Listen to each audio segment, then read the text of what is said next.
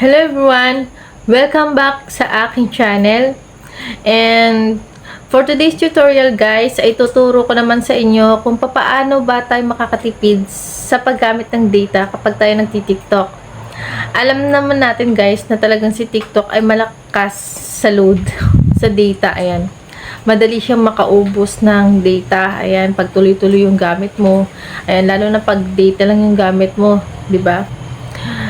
Madali siyang maubos. So, paano nga ba natin may iwasan na maubos agad yung data natin kapag nagti-TikTok tayo? Makakatulong din to guys kasi kapag naglo-load tayo kunyari ng 3 days, ayan, medyo hindi na umaabot ng 3 araw ang load natin, ayan. So, para medyo patagal-tagalin naman natin yung ating data kapag tayo nagti-TikTok, eto guys, tuturo ko sa inyo ang basic na paraan para hindi tayo masyadong mahagad sa paggamit ng data kapag tayo ay nagti-TikTok. Talaga naman kasing nakakawiling mag-TikTok, 'di ba guys? Nakakawala ng stress, ayan. So, ang problema nga lang dyan guys, masyado siyang mahagad sa data, ayan kumbaga.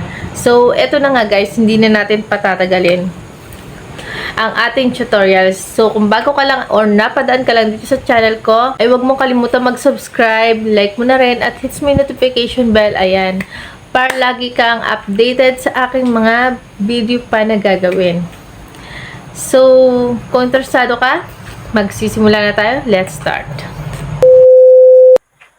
Ayan guys, so, unang-una natin gagawin guys, i-open lang natin si TikTok. Ayan, click lang natin.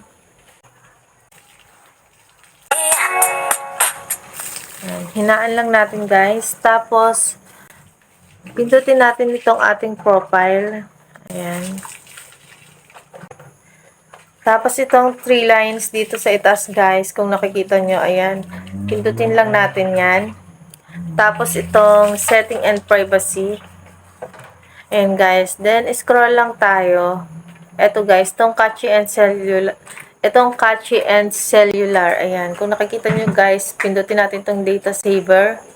Ayan guys. So, kung nakikita nyo naka-on yun sa akin data saver. Ayan. Kailangan lang talaga naka-on siya guys. Ayan. Para makatipid tayo sa paggamit ng ating data kapag tayo ay nagti-TikTok. Ayan guys. Kung nakikita nyo, kailangan naka-on siya. So, back naman tayo. Dito naman tayo guys sa free up space. Ayan. So, ito guys, kailangan naka-clear lang siya guys. Itong catchy, kailangan i-clear lang natin siya. Kung nakikita nyo, 244.2 MB. Ayan. Kailangan i-clear lang natin siya. Ayan. So, ayan. 0 na siya. Tapos, dito naman sa downloads guys, may 47.2 MB. Ayan. Clear natin.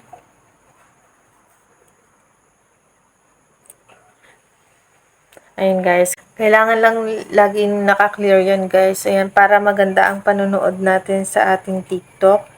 Ayan. So, dito naman guys, sa drops, kailangan kapag may mga video tayo na naka-drops, kailangan i-delete natin siya kung hindi naman natin siya i-upload. So, ganito lang guys mag-delete. Pindutin lang natin tong drops. Click lang natin. Try ko tong isa guys, i-delete ko siya. I-hold lang natin siya guys. Tapos, ayan, may naglabas na delete dito sa ibaba.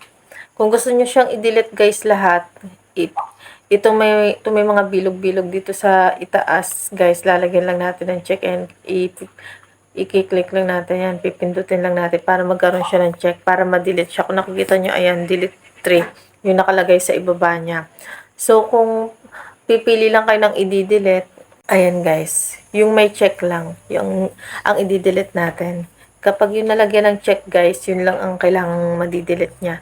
So, sa akin, ito lang isa, kaya yan lang i-delete ko. So, pindutin ko lang itong delete dito sa ibaba.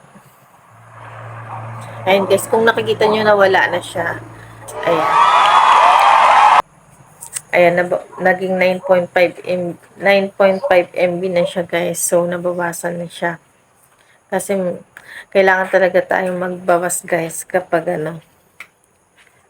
kapag may mga nakadrops tayo, hindi naman natin kailangan i-upload. Kailangan lang talaga niya na, kailangan talaga natin siyang i-delete guys. So, yun lang guys.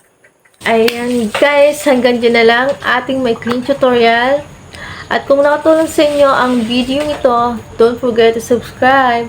At syempre, share mo na rin para makatulong din sa iba nangangailangan din ng ganitong klaseng content. Ayan. Kung may katanungan man kayo, comment nyo lang yan dyan sa ibaba. Ayan guys. So, thank you for watching. Ayan.